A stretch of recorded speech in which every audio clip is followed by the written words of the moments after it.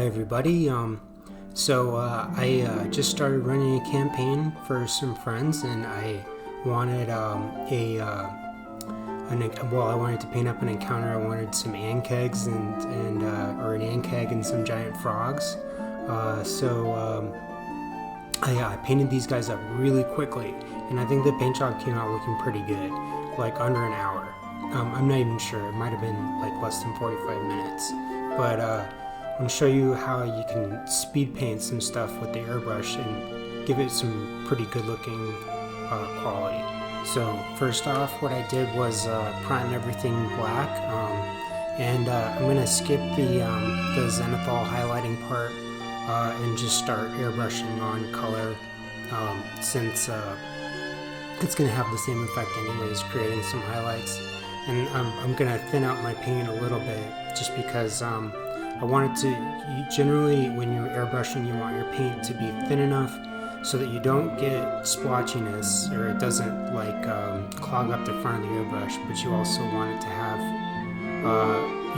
good flow but good opacity at the same time. So I'm going to start with some Beastly Brown, Vallejo Beastly Brown, and then I'm going to airbrush just some general tone on all of the models.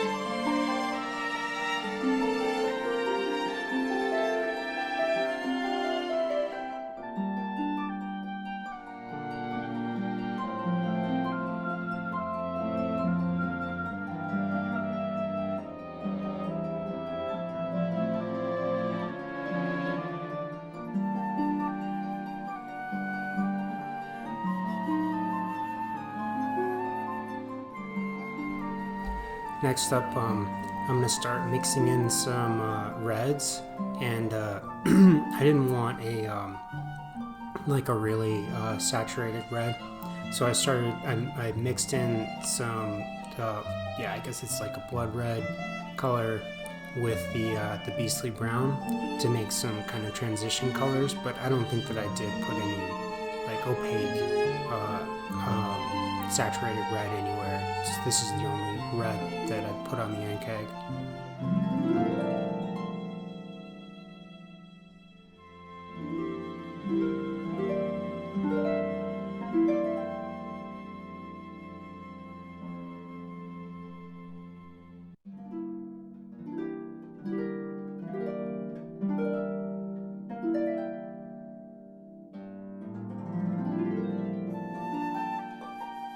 So next up, I'm gonna start putting some yellow ochre, Vallejo yellow ochre on the model, this is just, so we're going dark to light. So you want to start with your darkest colors first, like, it's already black, and then you put on the brown, and then the red, and then the yellow for the kind of like extreme highlights. But also I wanted his little legs to be more yellow, but it's always a good idea when you're painting with either acrylics or with oils to go dark to light and not the other way around, because it'll make your model, like the highlights on the model, pop out so much more if you do those colors last and put them on top of everything else.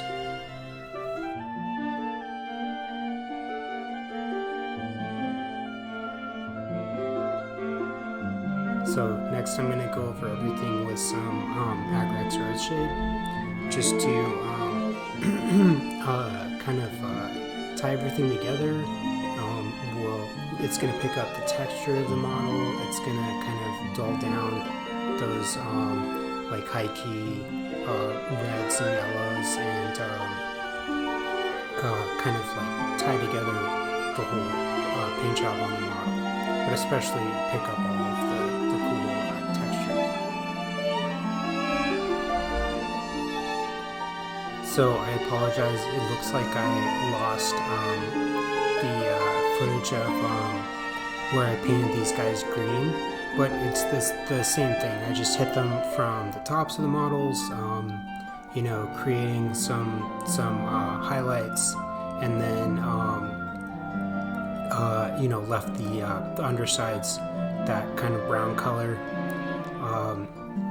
and then I'm going over them the same way with some Airbrush earth shade, just to kind of make their little scales pop, and etc. Create some contrast and all that.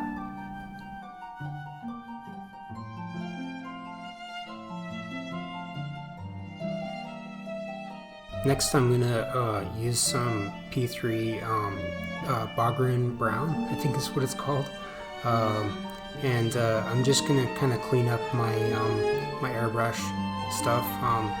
Probably should have done this before I did the wash on there. I mean, not like you can't go back and do another wash, but I'm just gonna kind of clean up my lines and then like feather out the edges and create some little highlights and stuff, and just kind of go around the model and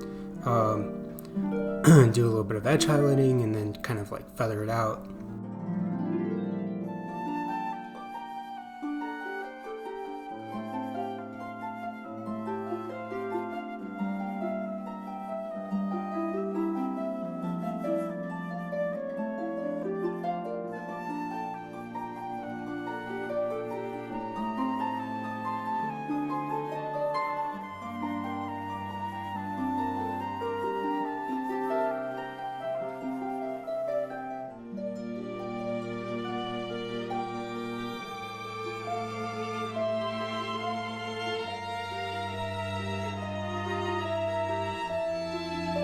Next up, I'm gonna go around and paint some areas black. So I'm gonna on the claws, I'm gonna start with a black base coat and then kind of work my way up to a lighter color, kind of like a series of grays, because I want the claws to be like kind of like a different gray shades, and then I'm gonna paint their eyes black.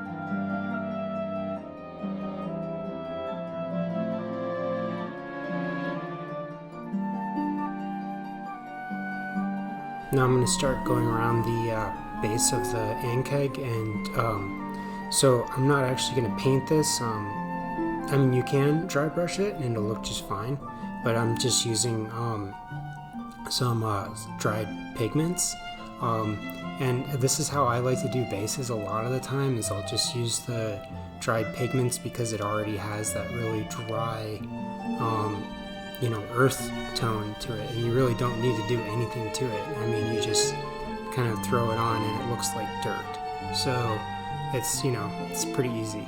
And then I'll again work my way from darks to lights, doing the grays on the rocks last.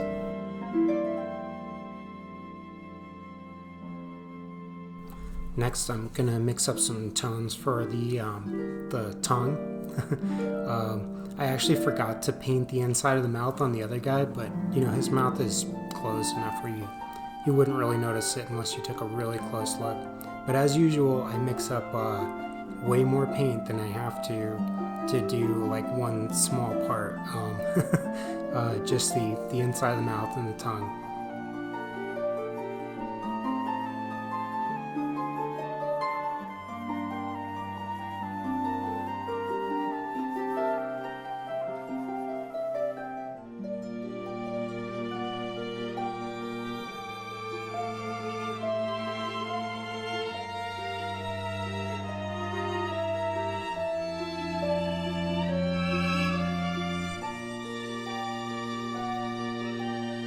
So yeah, that's the finished paint job. I feel like so I have some similar kind of like pre-painted stuff.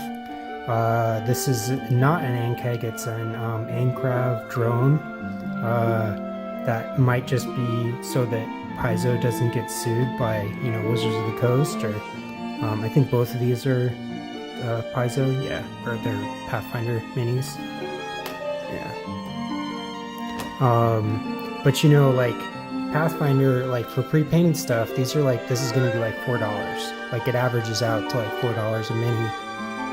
Whereas Reaper averages out, they're like $2 a mini. For like a big size mini, is like $6. You know, where, and I've seen some of the pre-painted stuff go for like $25 or more for a large mini, if it's a rare.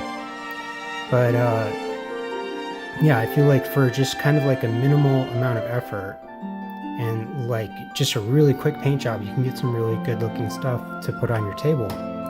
Not including what it costs to buy an airbrush and buy all the paints and everything, but yeah, I mean, you could take these much further, and do, you know, like a really nice looking pro kind of paint job. Like I haven't based these guys up yet, but you know, like this guy, I feel like this base looks really nice. It almost kind of steals the show. To front away from this guy, he looks a little glossy. I'm gonna have to figure out something. I need to find a better solution for washes, because all of my Citadel washes have been drying kind of glossy lately, and it's kind of driving me nuts. But I like having them in the paint pots, because I can just dip the brush in and brush it on. But yeah, anyways, if you're a DM, I hope this inspires you to you know, paint some of your own stuff and put it on the table. And yeah, I mean, you don't have to spend a whole lot of time painting to get good looking results. But yeah, thanks for watching.